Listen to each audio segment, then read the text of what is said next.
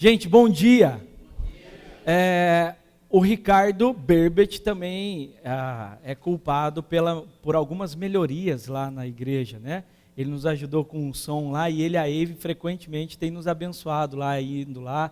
Estiveram lá numa última quinta-feira, que a gente tem, uma quinta a gente tem o Palavra de Esperança, outra quinta a gente tem um tempo de orar e eles puderam estar lá com a gente, nos servindo e Deus seja louvado pela vida de vocês, pastor Noidi, o conselho. Obrigado pelo privilégio de poder compartilhar aqui com vocês sobre o testemunho da Escritura. Por que eu digo isso? Porque é bem provável que muitos de vocês tenham mais tempo de casamento do que eu. Mas uma vez perguntaram ao falecido Dr. John Stott, falaram assim, mas espera aí, como que você vai falar sobre casamento se você é um celibatário, se você não é casado? Aí ele falou assim, simples, eu vou falar sobre casamento porque a Bíblia fala sobre casamento, e a autoridade é da Escritura, não é minha. Portanto, eu digo que eu sou casado com a Amanda há 8 anos, infelizmente a Amanda não pôde estar aqui hoje, mas eu sou casado com ela há 8 anos, e quando a gente casou, algumas pessoas vinham falar para ela, e pasmem, dentre elas algumas eram cristãs, falou assim, agora está muito legal, porque teve aquela paixão do namoro, e depois da paixão do namoro, no próprio namoro já dá uma arrefecida, ou seja, não tem mais aquela, eu quero vê-la, eu quero estar com ela, mas depois que casa parece que dá uma renovadinha legal, mas olha, quando chega por volta dos 4 anos, hein? E falaram isso para ela, e ela veio falar comigo. E assim, eu fiquei pensando, será que é assim mesmo? Como diz o ditado, só o tempo dirá, né? Então já faz 8 anos que nós estamos juntos, e assim, eu tenho muito temor e tremor diante de Deus para falar aquilo que é verdade. Se fosse verdade que o nosso casamento tivesse, sabe, daquele jeito, talvez eu inventasse uma desculpa para não estar aqui. Mas Deus tem nos dado graça para viver um casamento muito bom, muito legal, e que é uma bênção na minha vida, é uma bênção na vida dela. Eu digo que a gente casou, eu estava no 3º ano de seminário. Rapidamente, a nossa história é a seguinte, ambos somos de Itajubá, Minas Gerais, 260 quilômetros daqui, terra que mana leite e mel. Aí o que acontece? Queijo. Eu comprei um da canastra, paguei apenas R$28, desse tamanho assim.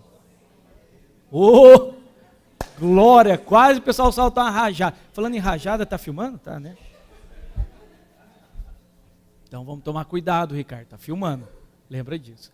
Então tá, rapidamente, porque eu preciso falar o que é mais importante. Antes de eu conhecer a Amanda, eu tive um namoro que eu digo que foi um namoro adolescente. Não me taquem sapatos, nem nada. Mas assim, eu comecei a namorar com uma mocinha, ela não aparentava ter 13 anos. Não mesmo. E aí o que acontece? Eu tinha 17. Tá, o namoro durou 2 anos, e aí se desfez. Eu tinha um negócio claro comigo. Eu jamais vou namorar adolescente na minha vida. Sabe por quê? Porque você vai namorar um cara de 18 anos, 17 anos, vai namorar um adolescente, aí a adolescente tem a atitude imatura. Aí você fala para ela assim, nossa, que imaturidade sua, hein? Qual que é a resposta óbvia? É mesmo. Ué, já era, acabou a conversa, eu sou imatura mesmo, deixa eu. O problema é meu, né? Deixa eu, o problema é meu, né? É assim mesmo. Aí o que acontece? Eu falei, nunca mais vou namorar um adolescente. Aí eu tô lá, um Dalit. O pessoal lembrou da novela, né? Era para lembrar da Índia, não é para lembrar da novela. Eu tô lá, um cara, num stand de conferência missionária na 3ª Igreja Presbiteriana de Itajubá, como um varredor de rua. E as vassouras lá na Índia, a gente estava no stand da Índia, vassouras assim, que o cara varre assim no chão, assim. Se eu ficar assim mais 2 minutos, já era. Aí o que acontece? Eu estou lá, de repente eu olho uma moça vestida de indiana, eu falo, nossa, coisa. E aí eu, muito esperto, discipulado pelo meu irmão mais velho, Rodrigo, que às vezes que ele viu uma moça bonita, ele não tinha medo nenhum de chegar, com licença, desculpa, não se sinta ofendido. Hoje é mais difícil, mas 10 anos atrás era mais fácil. Desculpa, não se sinta ofendida, nem nada, não vou fazer nada, não vou tocá-la, nem nada. É que eu achei você muito bonita. Posso perguntar o seu nome? Rodrigo é esperto. Aí o que acontece? Eu, discipulado pelo Rodrigo, eu falei, preciso descobrir o nome dessa moça, né, cara? Oh, meu Deus. Aí vai para lá, tem uma mocinha ali, ela estava atuando bem no stand, estava vestido caracterizado. Como que é o nome dela? Aí descubra o nome e tal, aquele intercâmbio de igrejas. Aí eu preciso ser rápido, meu Deus, não vou gastar muito tempo, Senhor. Tá. Aí eu fui, conheci a Amanda, a gente começou a se relacionar, depois que a gente já estava envolvido emocionalmente, sabe? Já está envolvido emocionalmente, só que eu nunca fui, o pessoal hoje, seria interessante até se tivesse mais jovens aí, querendo casar, namorando, enfim. Eu nunca fui aquele tipo de ficar, sabe? Você vai dar uns beijinhos para ver se rola. Hoje em dia o pessoal faz mais do que beijinho, né? Aí o que acontece? Eu nunca fui assim. O que eu fazia? O meu modus operandi, meu protocolo era assim, gostei da menina. E tem gastro aqui nessa igreja, gente? O negócio é feio, esse refluxo. Aí o que acontece? Eu ia na casa da menina, conhecia a menina, conversava com os pais e tal. Ah, amigo. Quem que você é? Amigo, sou amigo mesmo. Queria saber como é que é a vida. E depois, quando eu via que havia um potencial, aí a gente já começava a conversar, ó, eu estou gostando de você, e aí estou percebendo que você está gostando de mim também, e prepara o terreno para conversar com seu pai. Beleza, foi e a gente fez isso, mas antes, conversa de MSN, que não existe mais. E aí, quantos anos você tem? Amanda, adivinha? Aí eu falei assim, 19. Não, menos. 18. Não, menos. A Amanda estava para completar 16 anos. Eu falei, meu Deus. Adolescente não, Senhor. Em nome de Jesus, e agora? Mas eu já estou envolvido emocionalmente. Como é que nós vamos fazer, meu Deus? Oh, meu Pai, e agora? No final das contas, guarde isso aí. E para você falar para os seus filhos, talvez. Existe um tipo de maturidade que só vem com a idade mesmo e com a experiência. Só vem com a idade. Existe um tipo de maturidade que só vem com a idade. Mas quem era a Amanda? A Amanda cuidava da irmã menorzinha de 1 ano, 2 anos. A Amanda ajudava o pai na quitanda. E a Amanda fazia ensino médio numa escola particular em Itajubá muito exigente. Ou seja, os objetivos e o nível de maturidade dela era bem maior do que as meninas da idade dela. Mas existe um tipo de maturidade que só vem com a idade. E a Amanda passou para a enfermagem na Unicamp. Isso do 2º para o 3º ano, meu de seminário, na verdade, do 1º para o 2º ano, veio para Campinas, e aí no 3º ano a gente se casou. Depois a Amanda, formada na Unicamp, fez obstetrícia no Einstein, hoje ela é enfermeira obstetra aqui na maternidade de Campinas. Então essa é a Amanda, e embora eu tinha dito que jamais namoraria com adolescente, graças a Deus, porque Deus fez do jeito dele, e foi muito bom, e nós já estamos há 8 anos juntos. Hoje eu quero falar sobre o tema resgatando o casamento. E por que eu quero falar sobre resgatando o casamento? Ai, gente, é difícil. Eu não sei quantos já assistiram o filme A Espera de um Milagre. Às vezes eu me sinto como o John Coffey, e tem uma frase célebre dele, que se você levar essa frase, elevar exponencialmente, você, com todo respeito ao tema, você suicida. Para, Ricardo. Oh, meu Deus. Agora vai parar. Foi muito forte. Ok. O John Coffey tem uma hora que o Paul, protagonizado pelo Tom Hanks, chega para ele e fala assim, John, eu sei que você é inocente. Eu quero fazer alguma coisa. E o John Coffey olha para o Paul, a quem ele amava muito, e fala assim, com aquele vozeirão dele, chefe, não seja tolo. Todos os dias eu sinto o sofrimento do mundo inteiro na minha cabeça, como se fossem cacos de vidro me cortando por dentro. Chefe, eu preciso descansar. E às vezes, como pastor, eu me sinto assim.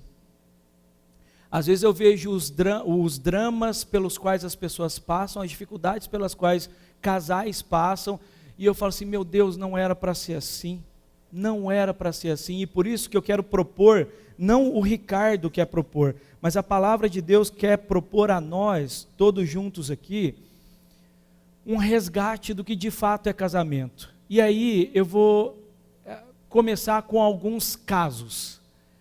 E começando com alguns casos, existe um casal que eu conheço que sempre foi pioneiro em congresso, conferência, em retiro de casais. Sempre foram pioneiros nisso. E aí, certa vez eu ouço uma notícia que, nomes fictícios, o João e a Maria estão se separando. Eu falei, o quê? E aí eu não entendi, e eu queria saber o motivo, só que ao mesmo tempo eu não sou muito curioso. De fato não sou. Se você falar assim, nossa pastor, tem um negócio que eu preciso falar para você. Ah, mas eu não vou falar não. Vou fazer, beleza, tchau. Eu sou assim. Mas aí chegou até mim, o que aconteceu? Diz que a Maria estava sustentando o seguinte, eu tentei por muito tempo, mas o João não ajuda em casa, nunca fez nada. O João sempre, para não falar que ele nunca fez nada, ele ajuda nas contas de casa, tem um salário bom, mas isso aí não é suficiente. Eu preciso de um marido assim, assim, assim. E a Maria começou a espalhar para tudo que é canto, dentro e fora da igreja isso. Que o João era assim, assim, e eu ouvi, aliás, a pessoa que me contou ouviu de boca de ímpio, de quem não é discípulo de Jesus, que a Maria estava espalhando isso no ambiente de trabalho dela. Então eu falei assim, meu Deus, o que aconteceu para que esse casamento naufragasse? Outro fato, um cara, um senhor de aproximadamente 45 anos, mais que o Silvano falou, como assim senhor? Como assim? Mas um senhor de aproximadamente 45 anos, 50. Melhorou? 50. Mas era mesmo, 50. Ele já estava no segundo casamento. E aí, gente, se você estiver no quinto casamento, quero dizer para você, existe esperança em Cristo para isso. Feche parênteses. Ok. Então eu não quero dizer que eu sou melhor que você, tá? Mas o cara estava no segundo casamento, já com filhos com essa segunda esposa e tudo mais. Aí de repente eu descubro que, nome fictício, o José deixou a Joana para ficar com a Bastiana. Eu falei, mas como assim? Parecia que estava tudo certo. Aí o pessoal vai falar da tal crise da meia-idade. Porque, sabe qual que é a minha opinião? O raio-x que eu faço? O raio-x que eu faço, gente, tem a ver com outro caso que eu acompanhei. Esse eu acompanhei. O cara chegou para mim e falou assim, pastor, então, já confessei para o senhor, eu traí a minha esposa, mas eu preciso falar uma coisa. O que eu senti por essa agora, fazia tempo que eu não sentia. Fazia tempo que eu não sentia aquele negócio.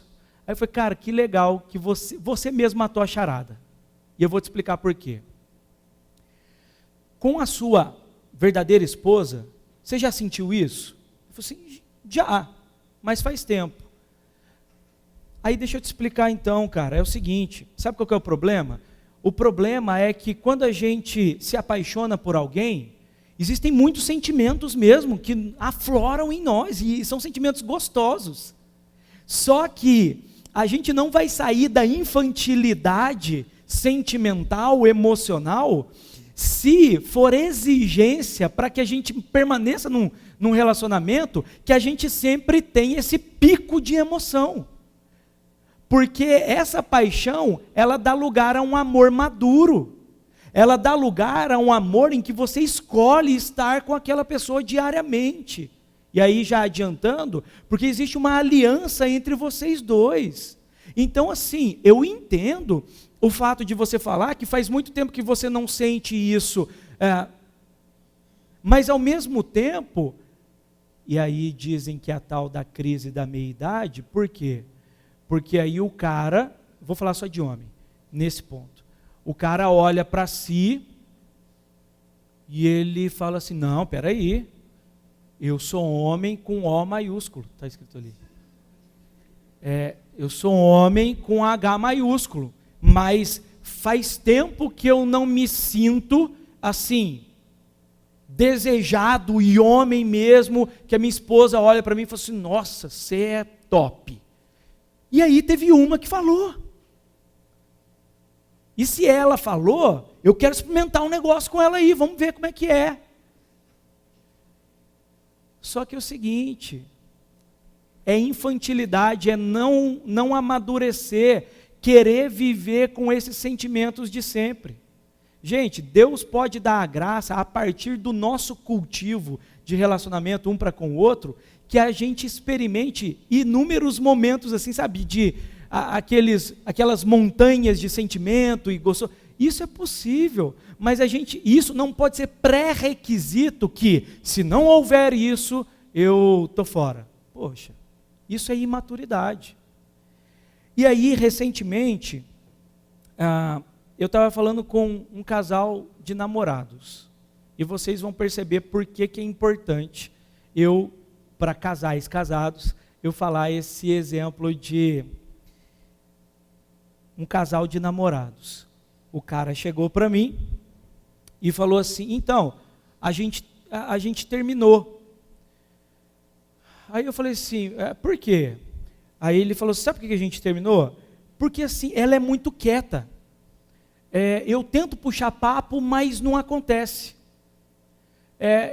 Eu pergunto como foi o trabalho, ela fala, bem.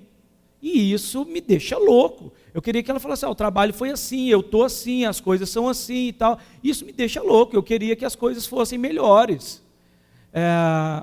Além disso, ela não tem aquele interesse, sabe? Aquele negócio da gente estar junto e tudo mais, e tudo mais. Detalhe, coisa que vocês não sabem, que agora eu conto. Os dois estão num ritmo frenético. Ele com trabalho, ela trabalho / faculdade. Qual que é a minha conclusão? Eu cheguei para eles e falei assim, primeiro, vocês estão terminando pelos motivos errados. Vocês não tiveram uma fusão de alma ainda, tal, para que vocês falassem, não, eu estou fora, eu não quero ficar com essa mulher para o resto da minha vida, não quero ficar com esse homem para o resto da minha vida. Vocês estão terminando pelos motivos errados, sabe por quê? Porque ambos são excelentes caráteres, vocês são um homem e uma mulher temente a Deus, só que vocês ainda não viveram a profundidade do relacionamento. Então, antes de dar um passo atrás e falar que não quer, você precisa ter os critérios fundamentais, você precisa ter a base para saber o que é um relacionamento, saber o que é o propósito de um relacionamento, para que Deus quer unir um homem e uma mulher. Uma vez que vocês sabem disso, aí vocês têm um fundamento, uma base sólida para dizer não, a gente não vai mais namorar.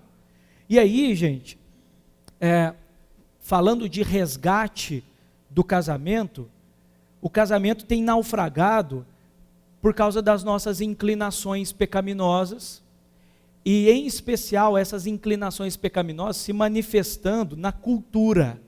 E quando eu falo cultura, é desde o momento que você abre, você liga a televisão, você liga o celular e a internet, por exemplo, e eu encerro com esse exemplo para a gente ir para o fundamento de como esse casamento pode ser resgatado. Ok, eu estou reassistindo com a minha esposa a novela O Cravo e a Rosa.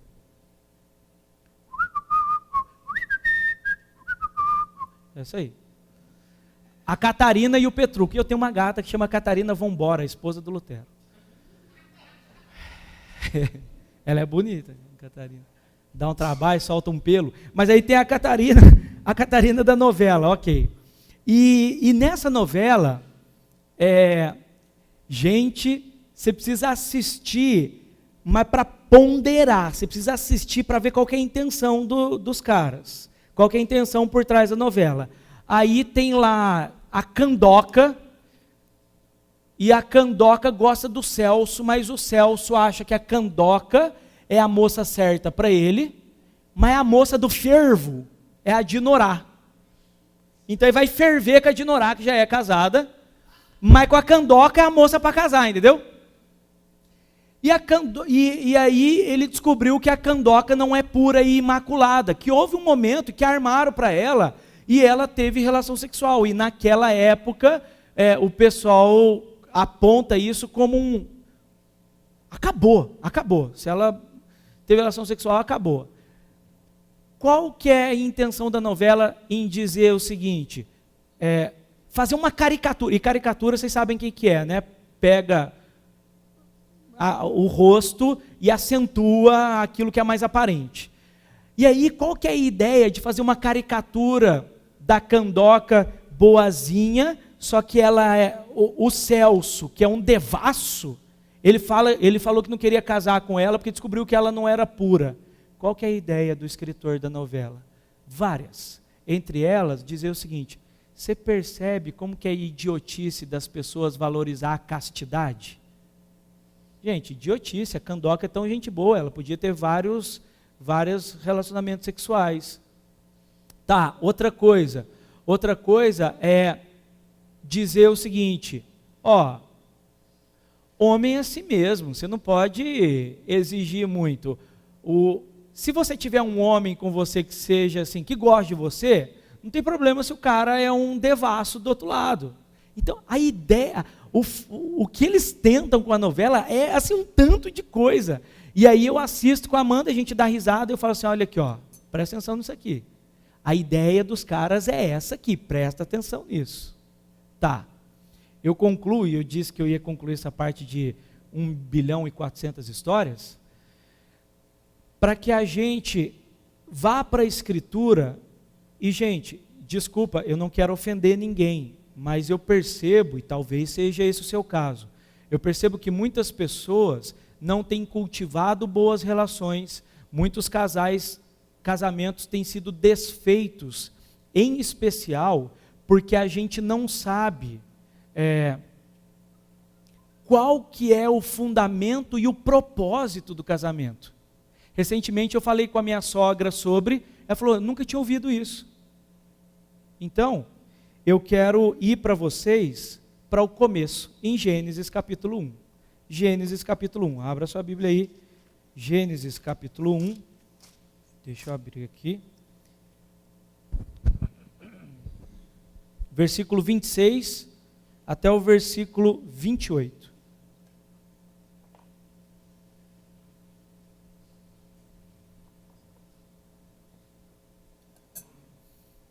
Eu já devo ter gastado umas 2 horas já de introdução assim, né? Nossa, Deus, gente, segura aí. 9h58, mentira, gastei uns 5 minutos só. Até meio-dia, dia? Quase que eu soltei uma rajada, é porque está filmando.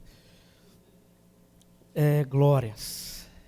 Gênesis 1, 26 a 28. Diz assim: então disse Deus: façamos o homem à nossa imagem, conforme a nossa semelhança. Domine ele sobre os peixes do mar, sobre as aves do céu, sobre os grandes animais de toda a terra e sobre todos os pequenos animais que se movem rente ao chão. Criou Deus o homem à sua imagem, a imagem de Deus o criou, homem e mulher os criou. Deus os abençoou e lhes disse: sejam férteis e multipliquem-se, encham e subjuguem a terra, dominem sobre os peixes do mar, sobre as aves do céu e sobre todos os animais que se movem pela terra. Gênesis 2 agora, a partir do versículo 15. Gênesis 2,15 diz assim: o Senhor Deus colocou o homem no jardim do Éden para cuidar dele e cultivá-lo. E o Senhor Deus ordenou ao homem: coma livremente de qualquer árvore do jardim, mas não coma da árvore do conhecimento do bem e do mal, porque no dia em que dela comer, certamente você morrerá. Então o Senhor Deus declarou: não é bom que o homem esteja só.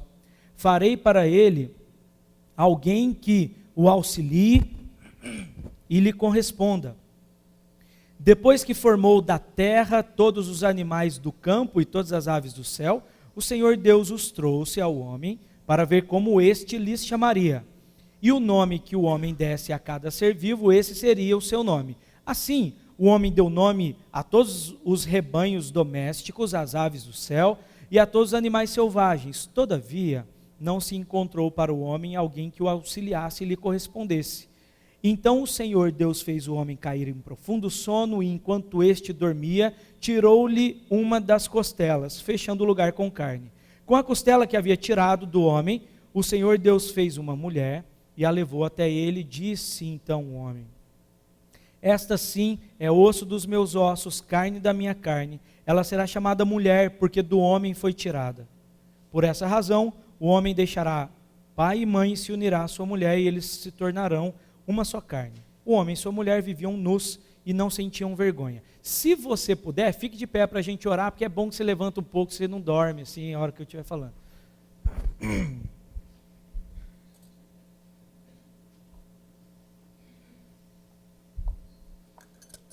Senhor, nós lemos a Tua palavra, que nós cremos que é inerrante, é inspirada pelo Senhor. E agora nós precisamos do mesmo sopro que o Senhor soprou sobre aqueles autores humanos para que registrassem a Escritura de acordo com a sua vontade.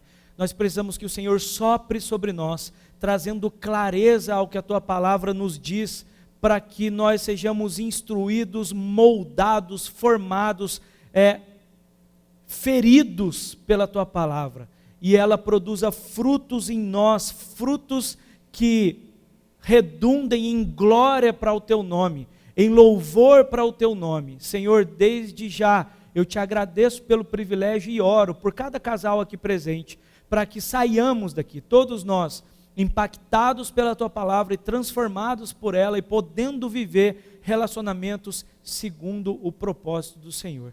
É assim que nós oramos em nome de Jesus. Amém. Gente, pode sentar.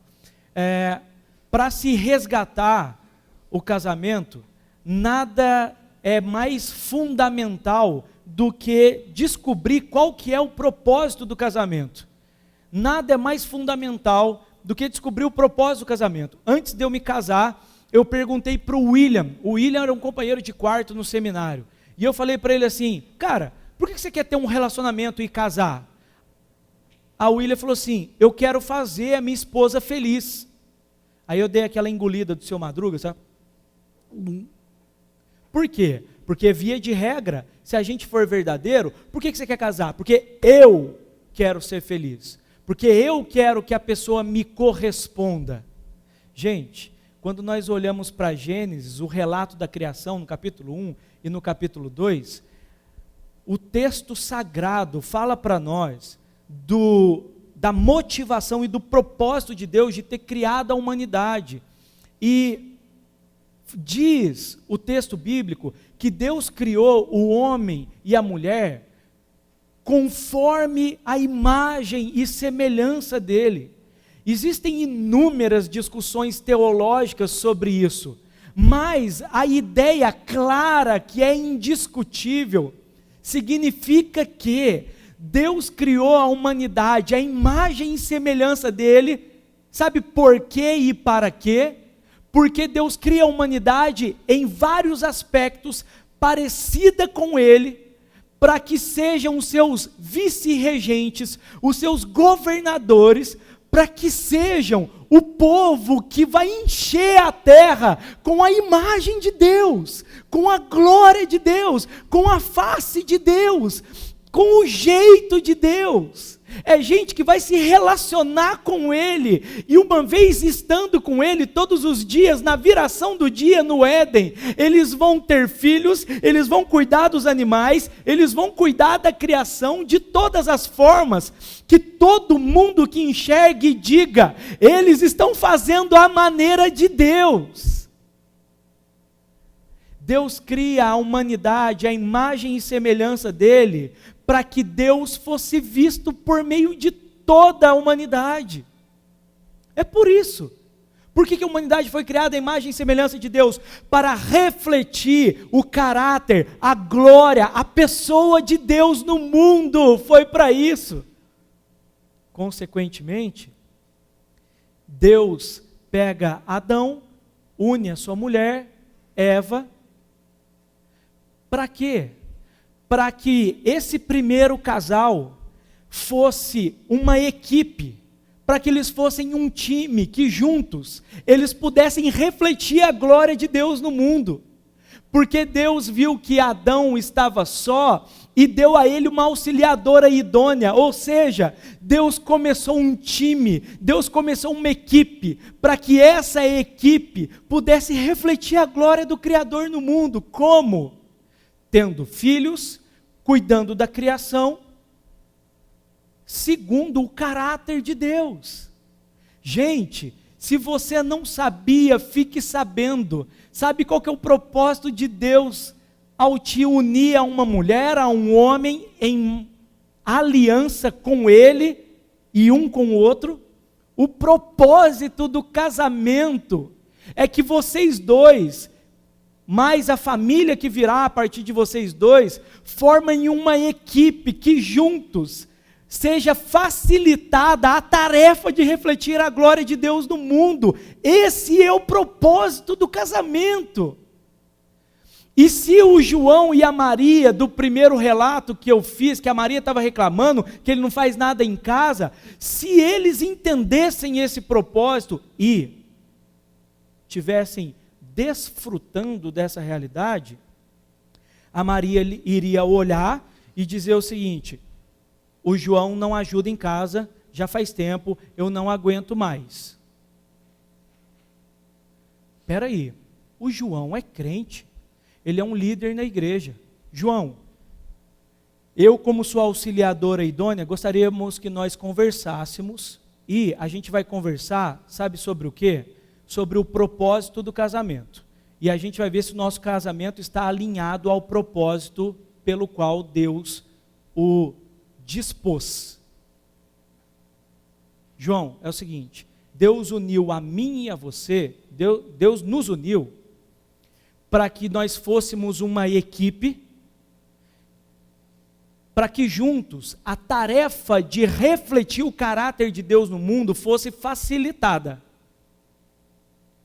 Mas dentro de casa, eu vou te fazer uma pergunta, a gente está cumprindo esse propósito? Sabe por quê, João? Porque eu não vejo em você um companheiro, eu vejo em você um provedor. Nessa parte você está legal. Você provê, a gente não precisa preocupar com nada. Você tem provido tudo necessário. Mas eu não vejo em você um companheiro. Aí o João poderia fazer a seguinte réplica: Maria, ok, eu concordo, confesso, peço perdão por isso e quero melhorar. Mas, Maria, e dentro da história real, eu acho que isso aconteceu com a Maria, que eu vou falar, tá? Dentro da história real, o João poderia virar para Maria e falar assim: Maria, onde você tem colhido exemplos de marido? Onde?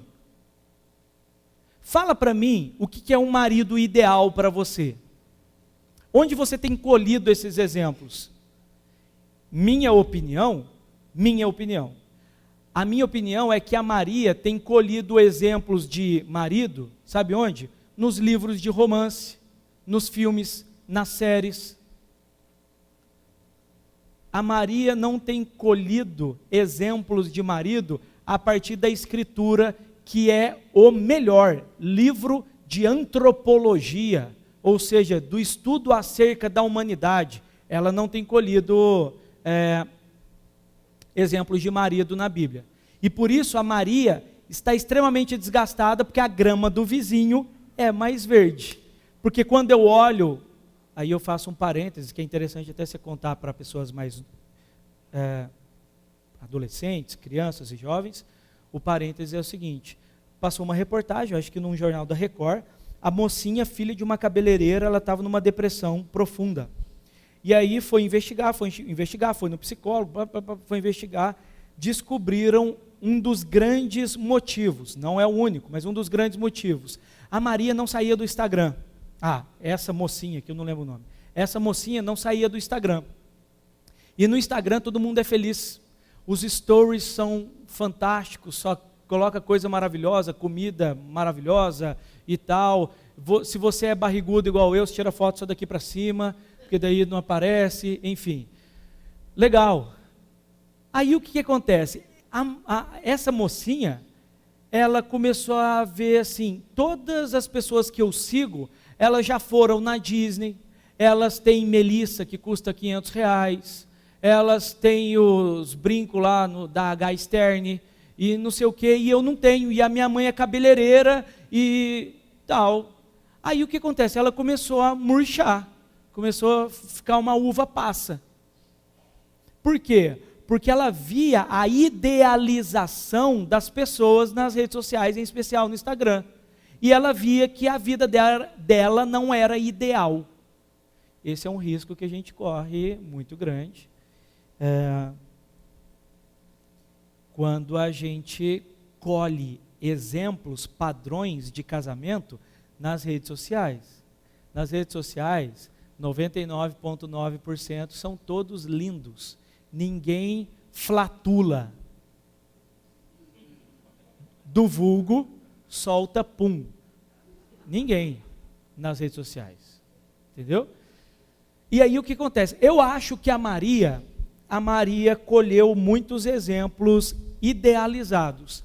E aí ela falou assim, não, eu poderia ser feliz se eu tivesse um outro marido. No mínimo, eu poderia ser feliz se eu não tivesse esse marido. Só que, gente, quando eu e você conhecemos o propósito, o fundamento de um casamento, é muito diferente. Porque nós sabemos que o fundamento e o propósito de um casamento é que Deus nos uniu em aliança. Diante dele, e numa aliança numa aliança com ele e um com o outro, para que nós fôssemos uma equipe que refletisse a glória dele no mundo. É para isso que existe casamento, gente.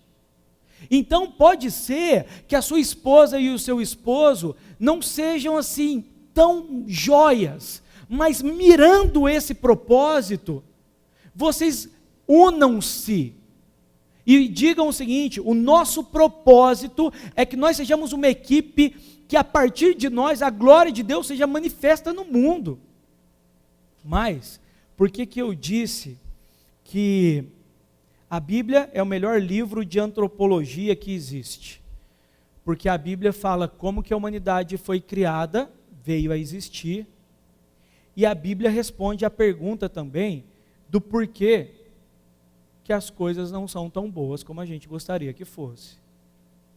Ou, por que casamentos muitas vezes são tão penosos e não são tão lindos e claros como o propósito original do casamento? Em Gênesis 1 e 2.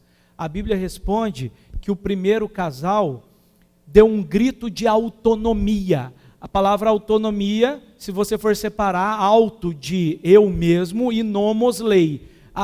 Deram um grito de autonomia ao dizer o seguinte: Senhor, dá licença, eu não quero esse jeito do Senhor, eu quero refletir o que eu quiser no mundo, eu quero fazer o que eu quiser, o que me bem entender, eu não quero o jeito do Senhor, eu vou fazer do meu jeito. E Deus é tão gracioso e bondoso, gente, que Deus anunciou para esse primeiro casal, falou assim, não deem um grito de autonomia, porque quando vocês derem um grito de autonomia e viverem em autonomia, a morte vai entrar em cena, por causa desse grito de autonomia chamado pecado. Quando vocês tornarem-se lei para vocês mesmos, quando vocês acharem que vocês são autossuficientes, o pecado vai destruir todas as coisas. E por que a Bíblia é o melhor livro de antropologia? Porque a Bíblia fala que a humanidade foi criada à imagem e semelhança de Deus, mas a humanidade também, por causa do pecado dos nossos primeiros pais, a raiz da humanidade, a humanidade toda nasce em pecado e, por natureza e por nascimento, deseja ser autônoma, deseja não se submeter a ninguém, muito menos a Deus. A humanidade se sente desconfortável com a presença de um legislador, alguém que chega e mostra leis, por mais que elas sejam leis claras e boas. Falando em leis, gente, e voltando para Gênesis 3, depois eu faço essa ponte. Gênesis 2 termina dizendo que o primeiro casal, eles viviam nus e não tinham vergonha. Perceba, eu aponto geralmente quatro guerras, 4 enormes problemas que começaram em Gênesis 3 e perduram até hoje. Eu vou ser breve nessa exposição. Quando Adão e Eva pecam, eles olham para si e veem que eles estão nus e eles têm vergonha deles mesmos. Toda sorte de problema psíquico, psiquiátrico se dá por causa do pecado. Sabe por que se dá por causa do pecado original? Porque antes eles não tinham um olhar disfuncional, errado, equivocado deles mesmos. Eles olhavam para si e ok, somos criação de Deus. Mas a partir do momento que o pecado entra no mundo, eles têm uma visão desfocada, errada deles mesmos. Quando o pecado entra no mundo, começa a guerra do ser humano contra ele mesmo. Por que começa a guerra do ser humano contra ele mesmo? Porque Deus se apresenta e fala assim, Adão, e aí, o que aconteceu? Você comeu do fruto que eu falei para você não comer? Ele falou assim, foi ela.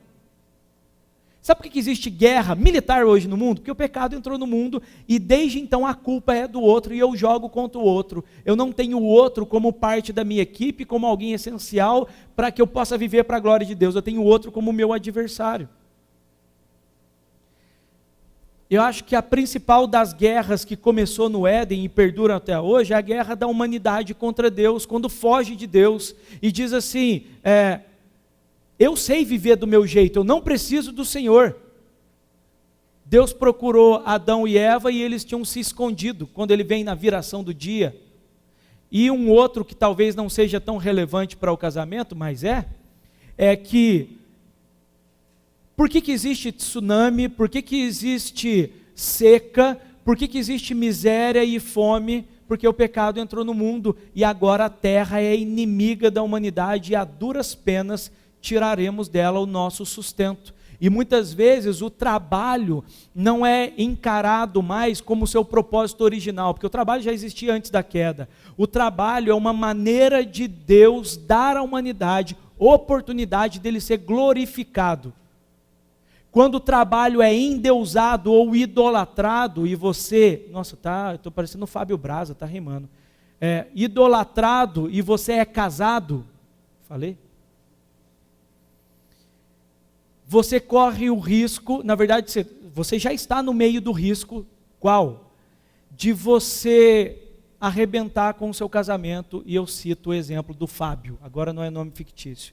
O Fábio teve a oportunidade de ser promovido, formou em engenharia mecânica na Universidade Federal de Itajubá, e ele foi oferecido para ele um emprego com salário 2 vezes melhor, mas a carga horária era 2 vezes maior. O Fábio tinha acabado de ter o primeiro filho, e aí o Fábio avaliou a proposta e falou assim, muito obrigado, fiquei muito contente de ter sido sondado e a possibilidade de trabalhar aqui, mas eu vou rejeitar a proposta. Ué, Fábio, mas quantas pessoas queriam essa proposta? Você quer saber o porquê que eu vou rejeitar? Eu posso te falar. Quero saber. É porque o trabalho é muito joia, o salário é muito bom, mas a carga horária que eu vou ter aqui vai comprometer o bom convívio meu em família. E a minha família é mais preciosa do que o salário que eu vou ganhar aqui. E o Fábio continuou no lugar em que ele ganhava um salário bom, mas não era 2 vezes maior como isso. Então, desde então, por causa da queda, a terra é nossa inimiga e a duras penas, com o suor do nosso rosto, a gente tira o nosso sustento.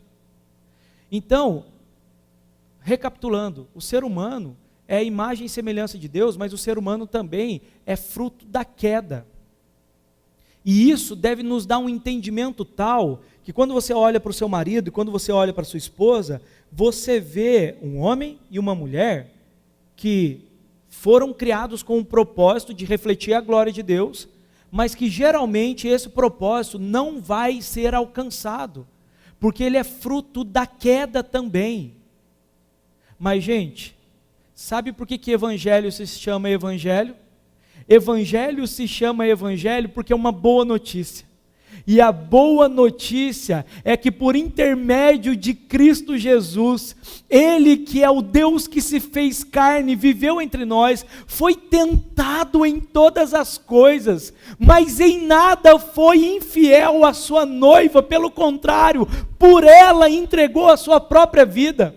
Ele não somente faz isso, mas ele morre para perdão dos pecados nossos, ele ressuscita para nossa justificação, para nos tornar justos diante do tribunal de Deus, e mais, ele derrama do seu Espírito sobre nós, para que por intermédio da obra dele na cruz, e sendo nós cheios do seu Espírito, nós sejamos uma nova criação. Sabe o que o mundo precisa? E não é à toa que eu adoro essa ilustração que eu ouvi do Dr. Michael Gorin. O mundo precisa que nós, enquanto igreja, que nós, enquanto casais, sejamos um trailer do filme da nova criação, quando Jesus vier e concluir, restaurar todas as coisas. Mas hoje, irmãos e irmãs, a esperança dos casais que não conhecem Jesus é ver o seu casamento imperfeito, mas ver que existe o perfeito no meio do seu casamento e que ele instrui a mim e a você. Gente, eu não tenho um casamento perfeito com a Amanda, eu não tenho um casamento perfeito, embora nós sejamos muito felizes, mas diariamente eu me apresento diante de Deus e falo assim: Senhor, obrigado, porque sozinho eu não conseguiria. Quando eu ouço, irmãos e irmãs, um caso de adultério de pastor, eu não taco pedra do cara não, eu falo assim: Senhor, eu tenho todo o potencial para ser esse cara. Eu tenho todo o potencial para fazer essa besteira, porque eu sou fruto da queda também, mas louvado seja o teu nome, porque o Senhor transformou, regenerou o meu coração. Senhor, me ajuda a desfrutar dessa nova vida. E aí, o que eu digo para nós, uma frase do Tim Keller é o seguinte: o Evangelho, gente, essa boa notícia de salvação em Cristo, não é o beabá da vida cristã, é o de A a Z. Sabe o que ele quer dizer com isso? Às vezes a gente acha, vai ter um culto que nós vamos chamar pessoas que não são cristãs, vamos fazer um culto evangelístico. Se existe um culto que não for um culto que não é evangelístico, desculpa, mas não é um culto, porque nós nos reunimos para cultuar a Deus, em especial, pelo momento principal de toda a história, que foi quando Deus revelou a salvação em Cristo Jesus, feito homem, nascido da Virgem Maria, vivendo como um de nós, porém sem pecado, mas derramando a sua vida na cruz do Calvário, e ressuscitando para nossa justificação, e mostrando para nós que a morte não tem a última palavra na nossa vida. Esse é o motivo pelo qual nós nos reunimos frequentemente para adorar. Portanto, todo culto tem que ser evangelístico. E aonde que eu entro no casamento? Irmãos e irmãs, o evangelho tem que ser relembrado entre nós diariamente. O evangelho tem que ser relembrado entre nós diariamente. Sabe por quê? Porque você vai precisar perdoar o seu marido, espero, de coisas pequenas. Você vai precisar perdoar a sua esposa de coisas pequenas, e a motivação para você perdoar, talvez, não vai ser nem o bom desempenho dela e dele, porque eles melhoraram, mas a motivação para perdoar é porque em Cristo, eu e você fomos perdoados de uma dívida incalculável. E se nós fomos perdoados de uma dívida incalculável, qualquer dívida que alguém tenha conosco é menor do que a dívida que nós temos com Deus. E se Deus nos perdoou uma dívida incalculável, qual é a dívida da pessoa que está perto de nós e nos desaponta, por exemplo? Nós perdoamos porque nós fomos perdoados. Nós não perdoamos necessariamente porque a pessoa mostrou um bom desempenho. E perdão é assumir a culpa. Desculpa é assim: eu esbarrei aqui e caiu o copo. Poxa, gente, desculpa. Agora, perdão, eu peguei o copo e taquei na cara do Daniel. Eu sou culpado. E aí eu vou chegar para ele, cara, me perdoe, eu sou culpado, a culpa é minha. Retira a minha culpa. Ele vai assumir o ônus, ele vai assumir o prejuízo. E ele vai decidir me perdoar.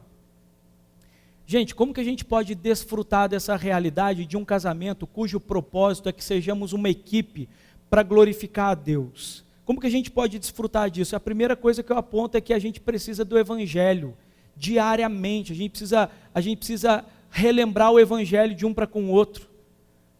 Você precisa lembrar para si mesmo, lembrar para a sua esposa, e a sua esposa lembrar para você.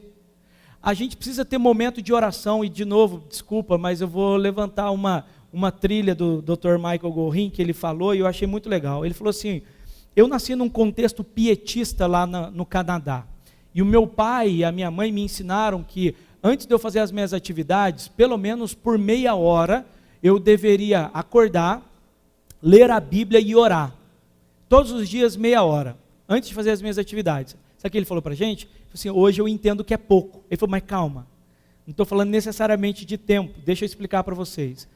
Hoje nós temos tantos estímulos externos, acorda, já pega o celular, vê tudo, se tem 400 mensagens no WhatsApp, vê, responde, vai no Instagram, vai no Facebook, série, não sei o quê. São tantos estímulos externos que nós temos, que a gente não percebe, mas esses estímulos externos acabam moldando a gente. Então, o que eu proponho para vocês, ele falando, é que nós tenhamos no nosso dia vários momentos de oração e de devoção. Aí eu falei assim, mas eu trabalho, igual a Amanda, minha esposa, 12 por 36, como que eu vou encontrar momentos no meu dia para eu orar ou para eu ler a Bíblia? Ela pode orar e ler a Bíblia, ou quando ela acorda, no momento de almoço, vai para que sejam 10 minutos. Quando você sai do serviço, Senhor, louvado seja o teu nome por isso, antes de dormir tem outro momento. Então eu apontei 4. Sabe por que eu estou falando isso, gente? Porque o momento de oração, ele volta o nosso coração para Deus, para aquilo que é importante. E ele volta o nosso coração para ser moldado por Deus. Sabe como que eu tenho feito no meu dia? Quando eu acordo, eu faço uma oração de consagração. Senhor, o Senhor me comprou por preço de sangue, a minha vida pertence a Ti, usa-me para a Sua glória. Às 3 horas da tarde, eu coloco nesse horário mais ou menos, eu faço outras 2 orações, uma de confissão de pecados, outra de intercessão. Intercedo pelas pessoas, pela igreja, confesso os meus pecados diante de Deus, e aí quando o dia termina, eu faço uma oração de gratidão. O dia que eu consigo fazer isso, joinha, você percebe, não é salvação pelas obras, mas você percebe que você está mais centrado no Evangelho. Então, sabe como que a gente pode desfrutar dessa realidade de que o propósito do casamento é que nós sejamos uma equipe que juntos vive para a glória de Deus em todas as nossas atividades? Quando a gente relembra o Evangelho. Segundo, quando a gente ora junto e a gente também ora separado uns dos outros. Quando a gente tem uma vida de oração. Quando nós nos expomos às Escrituras, porque vocês estão se expondo à Escritura aqui nesse momento. Vocês se expõem às Escrituras quando vocês leem na casa de vocês também. Isso aqui é instrumentalidade de Deus para que a gente viva o propósito de Deus para o casamento. E outra, quando a gente tem mentores que nos acompanham.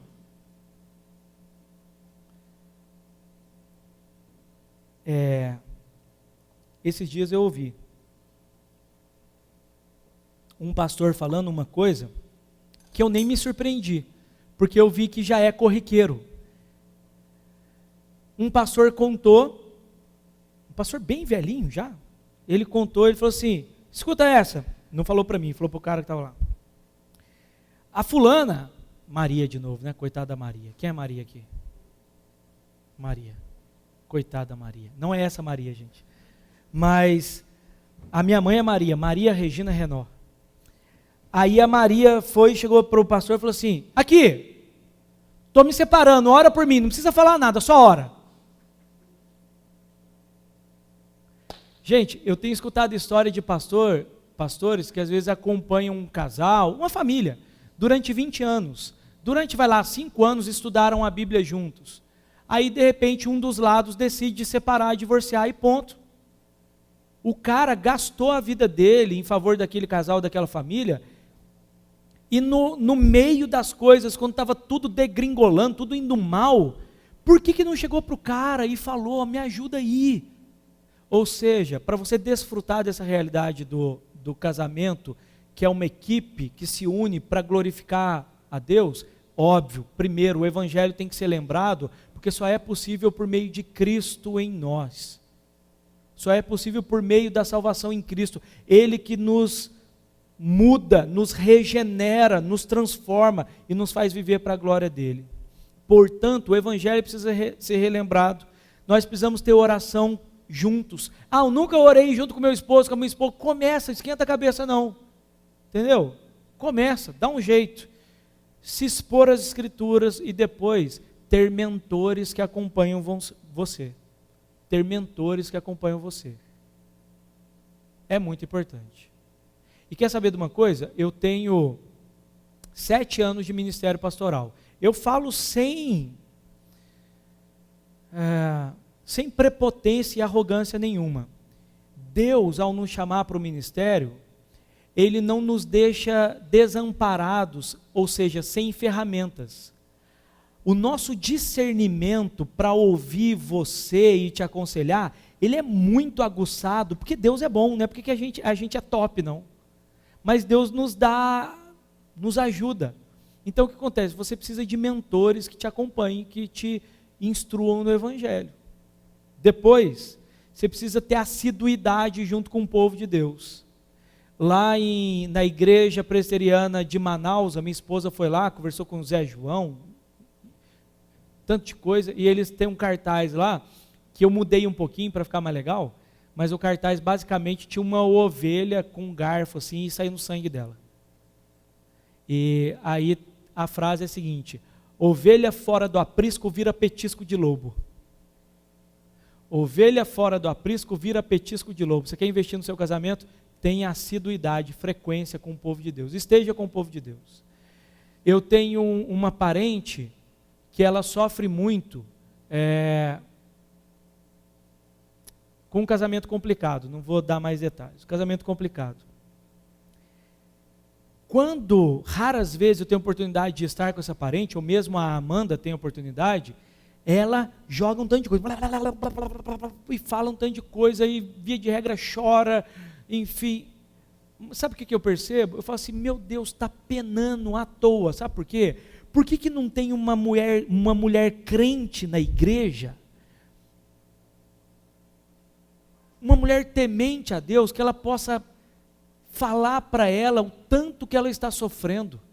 Às vezes a mulher não vai precisar falar nada, mas ela vai poder abrir e rasgar o coração. Gente, além de você ter alguém assim, você, com a graça de Deus, precisa ser alguém assim. Alguém que não vai tacar pedra, mas alguém que vai ouvir as pessoas. Então, isso se dá em assiduidade, em presença na igreja. E outra coisa, fazia muito tempo que eu e a Amanda não fazíamos isso. Eu encerro com esse ponto, o ponto para a gente desfrutar disso. A gente precisa ter programação juntos. A gente precisa ter programação. Eu sei que aqueles que têm filhos pequenos, às vezes não têm oportunidade. Mas mesmo com os filhos, às vezes conseguir estar junto e... A gente precisa privilegiar isso e colocar isso na agenda, entendeu?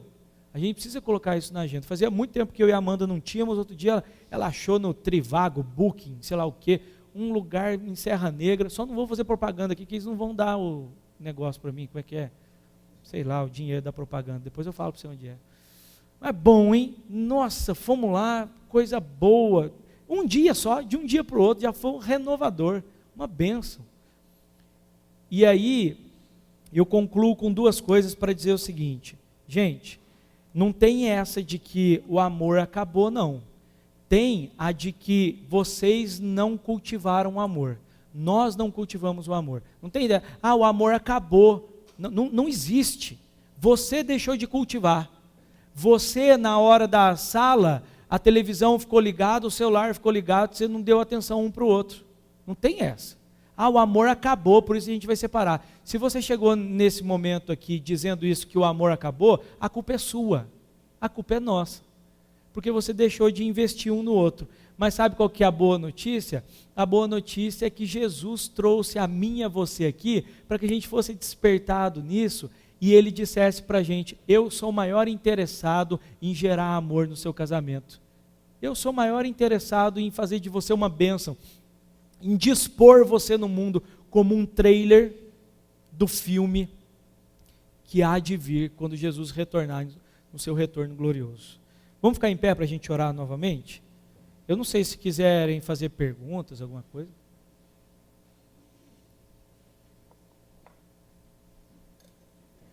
Senhor, nós te louvamos, muito obrigado, porque enquanto eu compartilho aqui com os meus irmãos e irmãs, eu sou abençoado, porque a gente está num momento de culto, num momento em que a sua palavra é lida, num momento que a sua palavra é declarada, pregada às nossas mentes e corações. Agora, Senhor, nós sabemos o quão impotentes, o quão frágeis somos, e por isso nós clamamos pela intervenção do Senhor. Senhor, nosso casamento pertence a Ti, o Senhor conhece cada falha que nós temos, e nós não temos o interesse de escondê-las do Senhor, nós temos o interesse de expô-las todas ao Senhor, para que o Senhor, com a Tua graça, com a Tua bondade, a Tua misericórdia, realinhe a nossa mente, o nosso coração para Ti primeiro, e depois um ao outro, um em favor do outro. Senhor, abençoe, a começar de mim e da Amanda, abençoe cada um de nós enquanto casal aqui, nos fortaleça em Ti, restaure em nós o propósito original de vivermos para a glória do Teu nome, para que nós nos unamos, para que a partir das nossas vidas, a glória do Senhor seja vista, o caráter do Senhor seja visto, e nós nos reconhecemos, Senhor, fracos para essa tarefa, mas nós sabemos que Cristo em nós nos possibilita a vivermos para a Tua honra e para a Tua glória. Por isso, Jesus, derrama do Teu Santo Espírito sobre nós, nos resgata de casamentos que não são de acordo com a Sua palavra, nos resgata de casamentos que são moldados pela cultura e não pela Escritura. Nos ajuda, Pai, nós Te louvamos, o Senhor é maravilhoso, o Senhor foi fiel à Sua noiva, à igreja, a nós, morrendo morte de cruz. Viva em nós, para que os homens sejam fiéis como o Senhor, as mulheres sejam fiéis como o Senhor, e o mundo seja beneficiado com o amor do Senhor visto em nós e através de nós. Em nome de Jesus. Amém.